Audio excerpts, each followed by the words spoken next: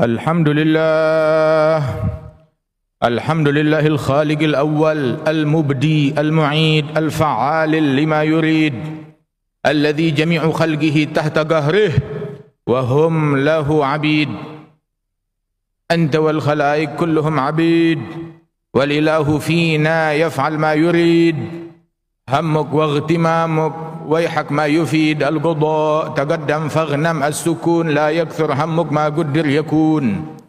وأشهد أن لا إله إلا الله وحده لا شريك له فاز المقبلون عليه وأفلح المنطرحون بين يديه. وأشهد أن سيدنا وحبيبنا وشفيعنا ونور قلوبنا محمدا عبده ورسوله وحبيبه وصفيه وخليله سيد الدالين إليه وأكرم الخلق لديه صلى الله وسلم عليه. اللهم صل وسلم على نور الأنوار وسر الأسرار ومفتاح باب اليسار سيدنا محمد المختار وعلى آله الأطهار وأصحابه الأخيار صلاة وسلاما نسعد بهما يوم الوقوف بين يدي الملك الكريم الرحيم العفو الغفار. عباد الله فإني أوصيكم ونفسي بتقوى الله. عليك بتقوى الله في السر والعلن وقلبك نظفه من الرجس والدرن وخالف هوى النفس التي ليس قصدها سوى الجمع للدار التي حشوها المحن واصحب ذوي المعروف والعلم والهدى وجانب ولا تصحب هديت من افتتن. وإن ترضى بالمقسوم عشت منعما وإن لم تكن ترضى به عشت في حزن. وصل بقلب حاضر غير غافل ولا تله عن ذكر المقابر والكفن. وما هذه الدنيا بدار إقامة وما هي إلا كالطريق إلى الوطن. وما الدار إلا جنة لمن اتقى ونار لمن لم يتق الله فاسمعا. أيها العباد, wahai sekalian hamba Allah yang diciptakan oleh Allah semata-mata hanya untuk mengabdi kepada Allah Subhanahu wa taala. Allah Subhanahu wa taala berfirman di dalam Al-Qur'an, Allah yang menciptakan kita dan Allah taala yang menentukan tujuan kenapa kita diciptakan. Wa ma khalaqtul jinna wal insa illa liya'budun. Aku tidak menciptakan jin dan manusia melainkan hanya untuk pengabdian kepadaku. Salatmu pengabdian, puasamu pengabdian, zakatmu pengabdian, pekerjaanmu pengabdian, pencarianmu terhadap rizki pengabdian, pelayananmu terhadap masyarakat pengabdian kepada Allah Subhanahu wa taala. Hadirmu di masjid pengabdian, bahkan tidurmu pun untuk mensupport pengabdian kepada Allah Subhanahu wa taala. Dan Allah Subhanahu wa taala memanggil setiap orang yang beriman, para abdi-abdinya yang telah terkoneksi dan terhubung kepada Allah taala. Ya ayyuhalladzina amanu taqullaha haqqa tuqatih wa la tamutunna illa wa antum muslimun.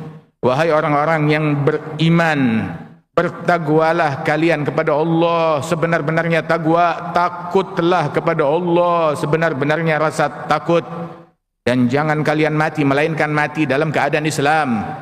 Barang siapa yang takut kepada Allah dipastikan dia takwa kepada Allah Subhanahu wa taala. Yang takut kepada seseorang, kepada sesuatu, dia takut melanggar, dia takut untuk melakukan hal-hal yang membuat orang yang dia takuti menjadi marah, menjadi enggak suka, menjadi enggak senang. Dan barang siapa yang takut kepada Allah Subhanahu wa taala, maka dia takut Allah taala marah kepada dia, Allah taala benci kepada dia, atau Allah taala berubah tidak lagi mencintai dia. Dan otomatis orang yang takut kepada Allah Subhanahu wa taala, dia akan menjalankan apa yang diperintahkan, menjauhi yang dilarang oleh Allah Subhanahu wa taala. Dan barang siapa yang melazimkan takut dan takwa kepada Allah taala, maka biasanya tidak mati melainkan mati dalam keadaan Islam hingga berujung keabadian di Darussalam, di surganya Allah Dzul Jalali wal Ikram. Ayuhal ibad, ingat akan janji setia kita kepada Allah yang dulu kita diminta berjanji kepada Allah dan kita berjanji. sebelum kita lahir ke alam dunia ini, sebelum ruh kita dimasukkan di dalam cangkang jasad ini dan terlahir ke alam dunia ini, kita masih berupa arwah yang dikumpulkan semua anak cucu dan keturunan Adam di lembah Nu'man, dan Allah Ta'ala kumpulkan semua mereka di waktu yang bersamaan dari semua anak cucu Adam, dan Allah Ta'ala persaksikan mereka, alastu bi rabbikum, bukankah aku Tuhan kalian? Dan kita semuanya tidak ada satupun yang mangkir dan tidak ada satupun yang berucap lain. Kita semuanya berucap bala syahidna, tentu saja engkau Tuhan kami bersaksi. Sebelum kita lahir ke alam dunia ini, ruh kita kenal kepada Allah, ruh kita terkoneksi kepada Allah Ta'ala. Allah berfirman di dalam Al-Quran, wa idh akhraja rabbuka min bani adama min zuhurihim dzurriyyatahum wa ashhadahum ala anfusihim alastu bi rabbikum qalu bala. Ketika Allah Ta'ala keluarkan benih-benih tersebut dari Nabi Adam, semua benih manusia dikumpulkan, dan Allah bertanya, aku adalah Tuhan kalian, kalian berikrar, dan kita berikrar akan hal tersebut.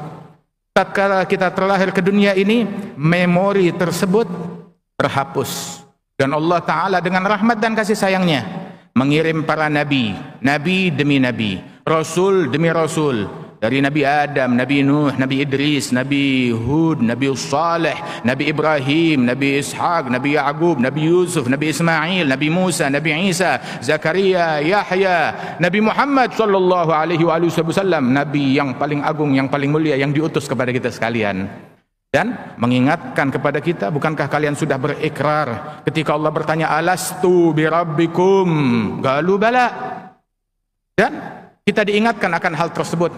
Maka yang terputus kembali terkoneksi, yang terlupa kembali teringat, kecuali yang bandel, yang enggan untuk mengingat, yang enggan untuk terkoneksi kepada Allah Subhanahu wa Ta'ala, dan dijadikan salat 5 waktu sebagai kewajiban dari Allah Subhanahu wa Ta'ala yang Allah Ta'ala wajibkan kepada kita sekalian. Dijadikan salat 5 waktu tersebut sebagai instrumen di dalam hubungan kita kepada Allah Subhanahu wa Ta'ala, sehingga barang siapa yang selalu terkoneksi kepada Allah Subhanahu wa Ta'ala, terkoneksi kepada majikannya, maka dia sadar kalau dia adalah bagaimanapun juga dia pelayan, bagaimanapun juga dia adalah budaknya Allah Subhanahu wa Ta'ala, abdinya Allah, hambanya Allah Subhanahu wa Ta'ala, dan merasa selalu ditatap, selalu diaudit, sehingga setiap hari 17 rakaat dia bersujud, meletakkan keningnya, jidatnya di tempat yang paling bawah sebagai bentuk pengagungan kepada Allah. Kami abdimu, wahai Allah, dan senantiasa terkoneksi kepada Allah, dan selalu dia memperbaharui di dalam konektivitasnya tersebut kepada Allah Ta'ala dengan syahadat yang dia lantunkan kepada Allah Subhanahu wa Ta'ala. Bukankah kualitas setiap pegawai, setiap karyawan ketika hubungannya dengan majikannya intens, selalu terhubung? Bagaimana seseorang setiap hari selalu masuk ke ruangan majikannya untuk melapor, diaudit, dan ditanya, dan memberikan penyampaian? Bagaimana kalau sehari 5 kali bersujud, dia sholat 17 rakaat, dia bersujud untuk Allah Subhanahu wa Ta'ala 34 kali, dia ruku' sebanyak 17 kali, dan dia berikrar syahadat kepada Allah Subhanahu wa Ta'ala, asyhadu an la ilaha illallah wa asyhadu anna Muhammad Rasulullah. Apakah masih tersisa bagi hamba yang terkoneksi semacam ini kesombongan di dalam hatinya, menganggap dirinya lebih baik, lebih mulia dari orang lain? Apakah masih tersisa di dalam hatinya benci kepada sesama hamba Allah? Apakah masih tersisa di dalam hatinya rasa iri, rasa hasud, rasa dengki kepada orang lain? Orang yang terkoneksi kepada Allah Subhanahu wa Ta'ala tahu kalau dia berbicara, dia akan diaudit oleh Allah Ta'ala. Kenapa kamu bicara?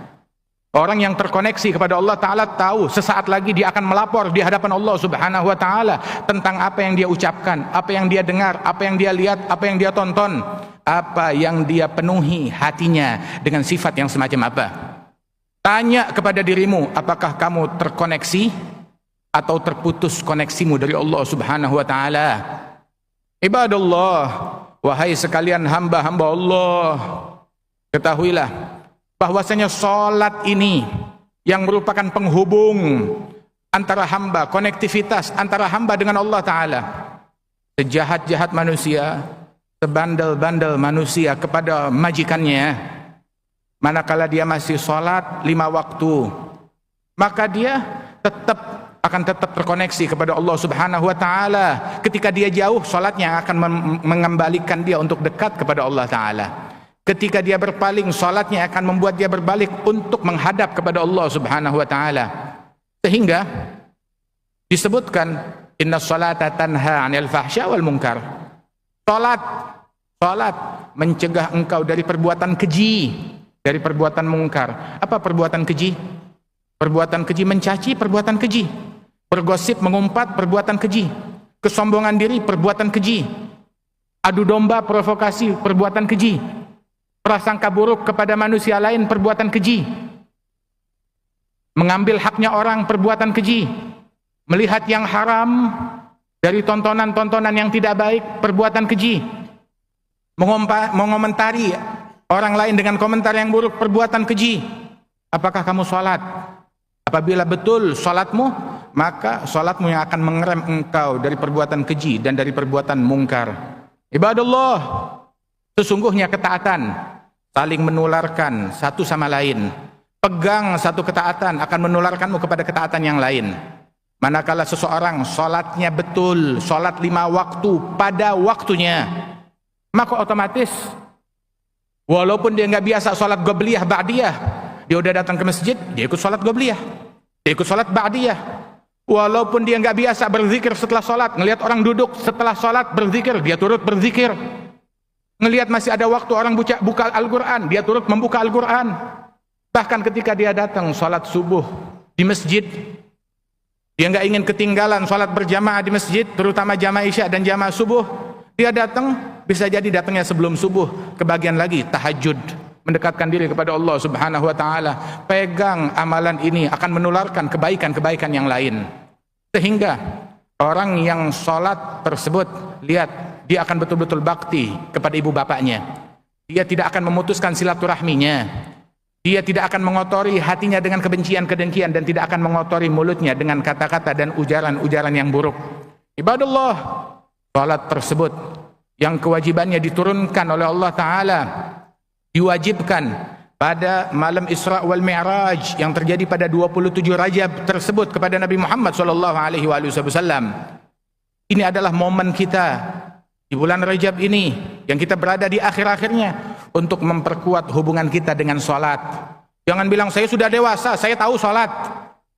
Nabi Ibrahim ketika beliau sudah sepuh, beliau berkata apa cita-citanya walaupun beliau sudah sepuh, dan beliau punya cita-cita besar untuk dirinya dan punya cita-cita besar untuk anak dan keturunannya. Apa cita-cita besarnya? Bukan menguasai dunia, bukan punya harta, bukan menjadi orang yang paling tinggi derajatnya di dunia, lah. Cita-cita terbesar beliau mengungguli semua cita-cita. Keberuntungan yang beliau kejar mengungguli semua hal yang dianggap keuntungan oleh orang lain.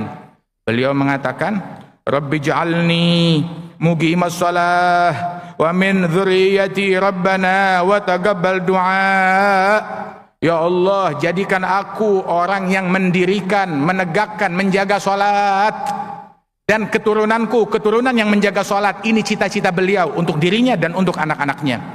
Apakah beliau tidak sembahyang sebelumnya? Beliau salat, tetapi beliau selalu menjaga salatnya untuk membuat salatnya lebih baik, lebih baik, lebih baik.